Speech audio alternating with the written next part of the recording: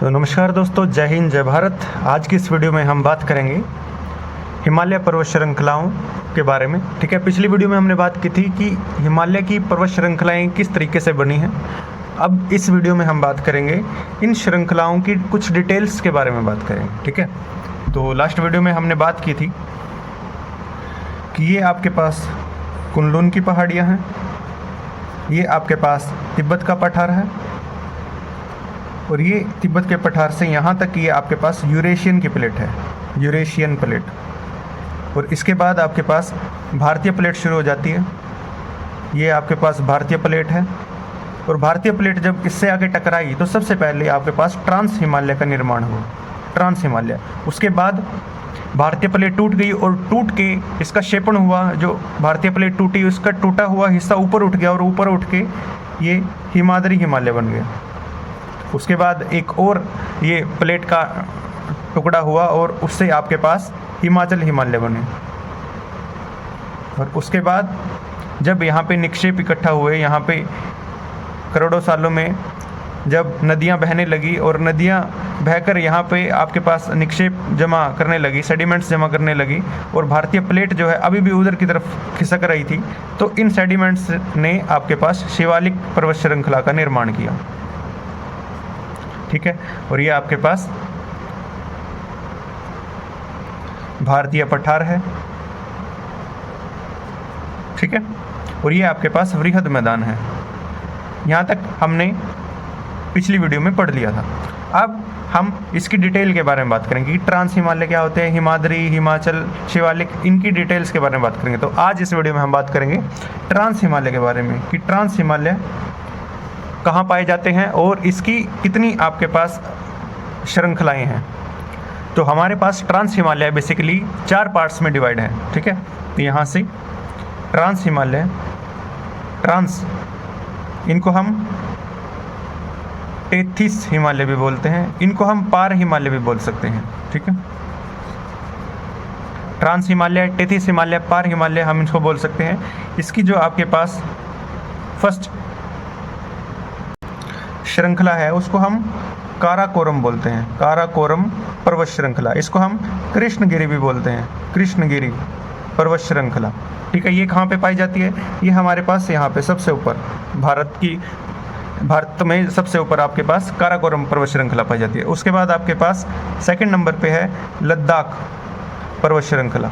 ठीक है ना, इसके जस्ट नीचे आपके पास लद्दाख पर्वत श्रृंखला है। उसके बाद थर्ड नंबर पे आपके पास जास्कर पर्वत श्रृंखला है, और इसी के नीचे आपके पास यहाँ पे जास्कर पर्वत श्रृंखला है। ठीक है, और जास्कर पर्वत श्रृंखला के साइड में ही आपके पास कैलाश पर्वत श्रृंखला है, और इसके साइड में भारत से बाहर ये तिब्बत में पड़ जाती है कैलाश पर्वत श्रृंखला। ठीक है, तो यहाँ से आपके पास 1 नंबर की आपके पास काराकोरम पर्वत श्रृंखला है, 2 नंबर वाली आपके पास ये लद्दाख पर्वत श्रृंखला है, 3 नंबर आपके पास ये जास्कर पर्वत श्रृंखला है, और 4 नंबर आपके पास ये कैलाश पर्वत श्रृंखला है। अब हम बात करते हैं काराकोरम पर्वत श्रृंखला की। देखिए, काराकोरम पर्वत श्रृंखला की सबसे ऊंची चोटी जो है आपके पास, इसको हम बोलते हैं केटू पर्वत। जो भारत का सबसे ऊंची चोटी है वो क्या है? केटू पर्वत है। ठीक है, इसका दूसरा नाम आपके पास गोडविन ऑस्टिन भी है, इसको हम गोडविन ऑस्टिन के नाम से भी जानते हैं। और इसकी जो हाइट है वो 8611 मीटर इसकी हाइट है, जो भारत की सबसे ऊंची चोटी है। काराकोरम पर्वत श्रृंखला में जो भारत की सबसे ठंडा एरिया भी इसको बोला जाता है। यहाँ पे आपके पास हिम तेंदुए पाए जाते हैं, हिम तेंदुए पाए जाते हैं यहाँ पे। और यहाँ पे भारत का जो एकमात्र आपके पास नेशनल पार्क है वो यहाँ पे मौजूद है। एकमात्र क्यों बोल रहा हूँ? क्योंकि ट्रांस हिमालय में एक ही नेशनल पार्क मौजूद है। ठीक है, और जो आपके पास नेशनल पार्क है उसको हम हेमिस नेशनल पार्क बोलते हैं। तो यहाँ पे एकमात्र ट्रांस पर्वत श्रृंखला में एकमात्र नेशनल पार्क जो है हेमिस नेशनल पार्क मौजूद है। इसके बाद आती है आपके पास लद्दाख पर्वत श्रृंखला, ये लद्दाख और जास्कर पर्वत श्रृंखला। देखिए, यहाँ से आपके पास मानसरोवर झील है, और मानसरोवर झील से आपके पास एक नदी निकलती है, सिंधु नदी। ठीक है, जो आपके पास लद्दाख पर्वत श्रृंखला के नीचे से होकर गुजरती है, ठीक है। लद्दाख और जास्कर से बीच में से होकर गुजरती है और यहाँ पे एक गोर्ज बनाती है, ठीक है ना। इसको हम बोलते हैं बंजी गोर्ज। क्या बोलते हैं इसको? बंजी गोर्ज बोलते हैं इसको। अब गोर्ज क्या होता है? गोर्ज वो स्थान होता है, जैसे गोर्ज क्या है, कोई नदी अगर किसी पहाड़ को काट के रास्ता बना रही है, ठीक है, तो उसको हम गोर्ज बोल देते हैं, ठीक है। अब इस सिंधु नदी यहाँ से जो पहाड़ों को काट कर रास्ता बना रही है, तो ये बंजी गोर्ज है और ये दुनिया का सबसे डीपेस्ट गोर्ज है, ठीक है। यहाँ से आपके पास एक और नदी निकलती है जिसको हम बोलते हैं शोक नदी, ठीक है। ये आपके पास शोक नदी है जो आपके पास सिंधु नदी की सहायक नदी है, और शोक नदी की एक और सहायक नदी है यहाँ पे, इसको हम बोलते हैं नुब्रा नदी, ठीक है। और यहाँ से ये आपके पास पीओके का एरिया है। पीओके मतलब पाकिस्तान ऑक्यूपाइड कश्मीर, मतलब भारत का जो एरिया आपके पास है, लेकिन ये अभी पाकिस्तान के कब्जे में है, ठीक है। तो इसीलिए हम इसको क्या बोलते हैं? पीओके, पाकिस्तान ऑक्यूपाइड कश्मीर, ठीक है। और पीओके में आपके पास एक और नदी बहती है, इसको हम गिलगिट नदी बोलते हैं। इस नदी का क्या नाम है? गिलगिट नदी। गिलगिट नदी भी सिंधु नदी की सहायक नदी है और ये आके सिंधु नदी में मिल जाती है। लद्दाख और जास्कर पर्वत श्रृंखला की अगर मैं बात करूं, तो लद्दाख और जास्कर पर्वत श्रृंखलाओं में आपके पास दुनिया के सबसे बड़े ग्लेशियर्स मौजूद हैं, ठीक है ना। दुनिया के सबसे बड़े ग्लेशियर यहीं पे मौजूद हैं, ठीक है। और इनको क्या बोलते हैं हम? फ्रेडचेनको ग्लेशियर, जो दुनिया का सबसे बड़ा ग्लेशियर है। उसके बाद ये फर्स्ट नंबर पे है। उसके बाद सेकंड नंबर पे आपके पास है सियाचिन ग्लेशियर, ये सेकंड नंबर का सबसे बड़ा दुनिया का ग्लेशियर है। इसके बाद बहुत सारे हैं आपके पास, बलतोरो, हिस्पुर, बतौरा,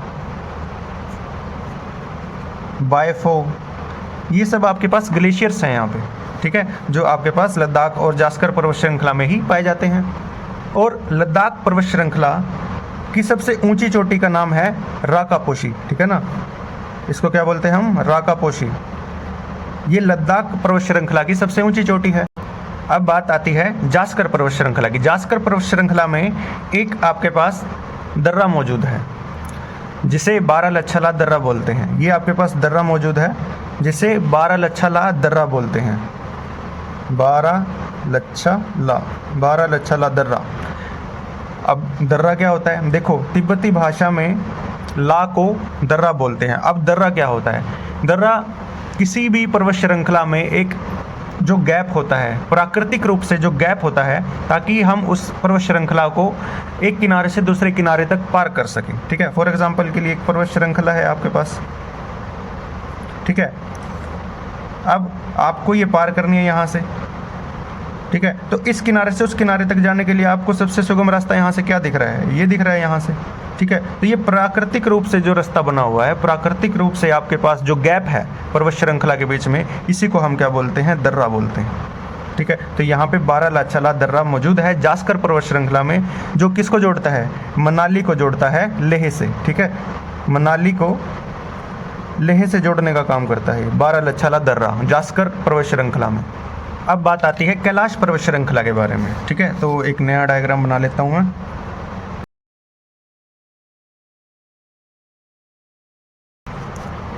ठीक है जी। तो यहाँ पे आपके पास कैलाश पर्वत श्रृंखला मौजूद है, ठीक है। ये आपके पास कैलाश पर्वत श्रृंखला मौजूद है।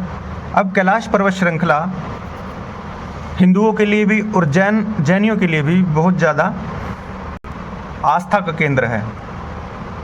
यहाँ से 3 नदियाँ निकलती हैं जो आपके पास पूर्वगामी नदियाँ कहलाती हैं, ठीक है ना। यहाँ से एक नदी निकलती है, यहाँ पे मानसरोवर झील है। मानसरोवर झील से एक नदी निकलती है जिसको हम सिंधु नदी बोलते हैं। ये आपके पास सिंधु नदी है। इसी तरीके से यहाँ पे एक राक्षस ताल है, ठीक है। राक्षस ताल से भी एक और नदी निकलती है जिसको हम सतलुज नदी बोलते हैं, सतलुज नदी, ठीक है। और यहाँ पे कैलाश पर्वत श्रृंखला में लगभग 5300 मीटर की हाइट पर, 5300 मीटर की हाइट पर यहाँ से एक और नदी निकलती है जिसको हम यारलुंग नदी बोलते हैं। तिब्बत में इसको यारलुंग नदी बोलते हैं, और भारत में आके इसका नाम जो है ब्रह्मपुत्र हो जाता है। ब्रह्मपुत्र इसको भारत में बोलते हैं और तिब्बत में इसको यारलुंग बोलते हैं। ये आपके पास कैलाश पर्वत श्रृंखला से निकलती है। तो ये 3 नदियाँ निकलती हैं, इनको तीनों नदियों को पूर्वगामी बोला जाता है। पूर्वगामी मतलब एंटीसीडेंट। एंटीसीडेंट क्या होता है? पूर्वगामी नदियाँ वो है कि ये तीनों नदियाँ हिमालय पर्वत बनने से पहले से ही यहाँ पे बह रही है, करोड़ों सालों से, ठीक है ना। कि हिमालय पर्वत तब बने भी नहीं थे, उससे पहले से ये तीनों नदियाँ यहाँ से बह रही है। मानसरोवर झील से सिंधु नदी बह रही है, ठीक है, और राक्षस झील से आपके पास सतलुज नदी बह रही है, और कैलाश पर्वत श्रृंखला से यारलुंग नदी, ब्रह्मपुत्र नदी निकल रही है, ठीक है। और ये तीनों पूर्वगामी नदियाँ हैं। तो आज के लिए इतना ही दोस्तों। नेक्स्ट वीडियो में हम हिमाद्री पर्वत श्रृंखला के बारे में बात करेंगे। तो थैंक यू वीडियो देखने के लिए, और ज़्यादा अपडेटेड वीडियोज़ के लिए आप इस चैनल को सब्सक्राइब कर सकते हैं। Thank you, have a nice day.